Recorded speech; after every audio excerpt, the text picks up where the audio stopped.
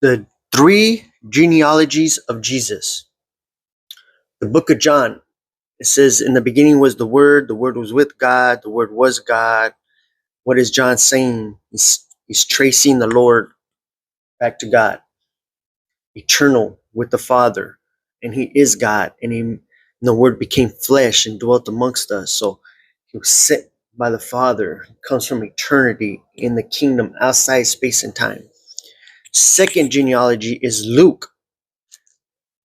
It says he became he was 30 years old, right? 30 years old represents his priesthood. He's stepping into his priesthood. He had to be 30 years old. Two says supposedly Joseph, but it's not Joseph. Then it has to be Mary, right? It's also, we trace it back and we see it's from King David to Nathan, his son. So the royal lineage is not there. It's a regular bloodline from King David, and we know the Messiah has to come from King David because 2 Samuel 7, 1 through 17 is the Davidic covenant with King David. So Luke is telling us the bloodline of humanity of Jesus. So anytime anybody wants to know Jesus as a person, you read Luke. Matthew is not saying Joseph his father. He's saying this is the law of royalty through Joseph. So we know that in 2 Samuel 7, 1 through 17 is the Davidic covenant. We know four things. One, David's descendants will rule over Israel forever.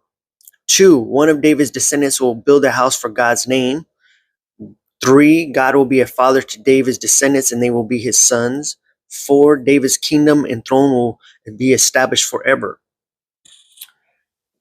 We also know that the Messiah can't be just a regular person because the Messiah has to be greater than David. So, but we know the Messiah is the son of David. The Messiah has to be greater than David. We know this. This is reason why we know this is because man imputes sin. This is my understanding. I'm going to teach where I get it from. You don't have to believe it, but Joseph could not be the biological father of Jesus because he impute sin. Because Adam brought sin into the world, not Eve. Adam brought sin into the world, right? And Jesus is without sin. The only way he can be without sin is he wasn't created by a human person, a man, right? And I'm going to read what he wrote in Psalms 51. You don't have to believe this.